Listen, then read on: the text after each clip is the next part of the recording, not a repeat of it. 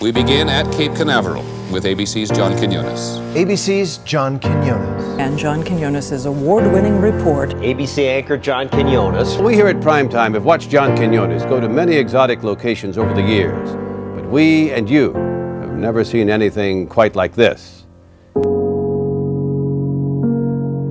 The thing about John is that he's kind of a walking embodiment of the American dream. He grew up as a kid speaking only Spanish in San Antonio, went to school, didn't understand what any of the other kids were saying. But, you know, today he's a network TV news star. Is America ready for a Hispanic president?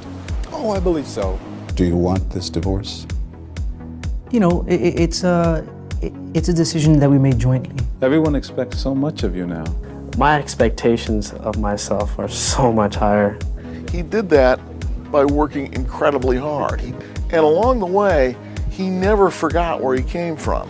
When he talks to you, you know he's listening. You know when someone says, hey, I'm a big fan, can I meet you? Can I take a picture with you? Can my whole family take a picture with you? He's taught me a lot about that, to remember where you came from and remember what could be the alternative. He connects with people because he's been in all those shoes. He's been in the shoes of a worker who's been picking tomatoes in a field in Michigan, and he's also been in the shoes of a guy who's just got an upgrade to a suite at the Four Seasons in LA. You know, that humbles you in a way that stays with you for life. There's a lot of things that happen to you in your childhood that form who you become as an adult. And I remember when he got his first apartment in Manhattan, he brought me to the view and he said, look at this. And he said, you know, he was looking, there was lights and you know, just the city. And he said, I never thought I would see this. And I never thought that we would have this as a family. John Quiñones is an Hispanic journalist who is not solely defined as one, but informed by his heritage, rich in tradition, family, and friendship. Welcome to Primetime Thursday. You really love these animals, don't you?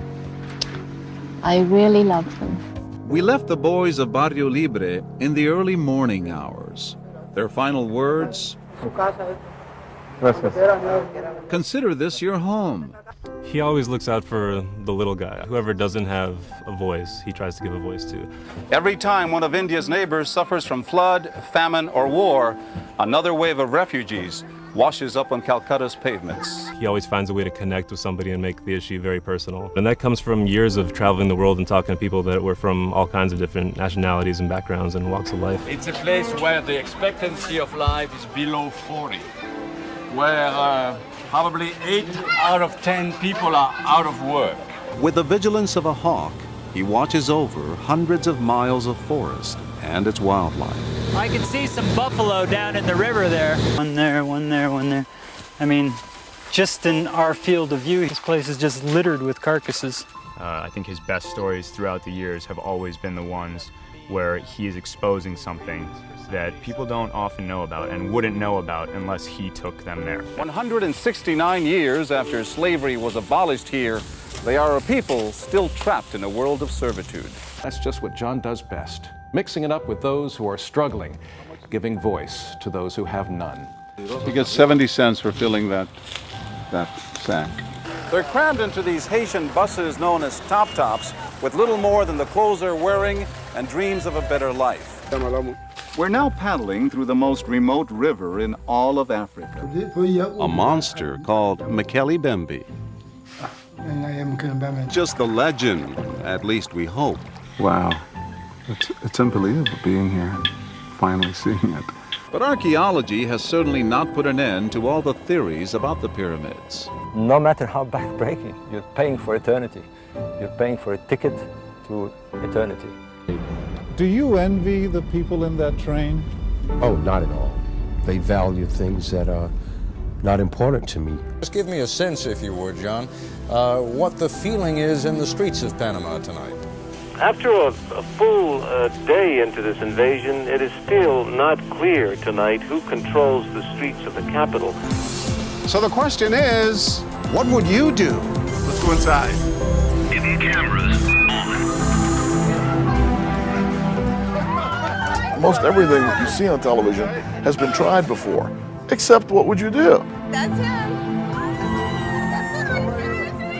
They brought heart to reality television, and I think that's something that people still don't see. I think it's something that is very rare. What would you do as the TV show. They were actors. I would drink heavily. And What Would You Do is the only show where the people that are being filmed don't actually know that they're being filmed. They're reacting in a genuine way. As much criticism as we went through as a people, you're going to go and do it to the next person? What gives you that right? They're ruining the black family. What? Drugs are ruining the black family. Poverty is ruining the black family. That white girl's not ruining the black family. What I find interesting about What Would You Do is it's not about anything scripted. There's nothing, it's one of the only reality TV shows that is in fact reality because it's about people. Does she look American? She look American? Oh, heaven forbid.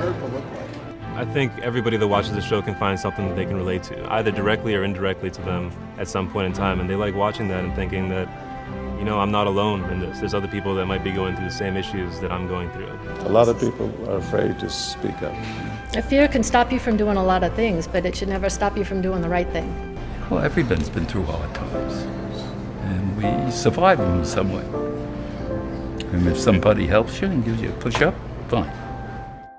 People see in him, you know, a different face than everything you see when you're flipping through NBC, CBS, ABC. I mean, Latinos aren't really well represented in the media. It's a long way from Spanish Harlem. Yeah. The thing that's so great about John is that he's still the guy I met 30 plus years ago. He's still a sweetheart. He still cares about ordinary people. He's still the nicest guy. He's still a great friend and a great father. And he's never forgotten where he came from. I don't think he ever will. I'm proud to call John my friend and delighted you have chosen to recognize his lifetime achievements. He loves to do what he does and will continue to do that for his whole life. And I don't see retirement as an option for him. I think he's a lifer.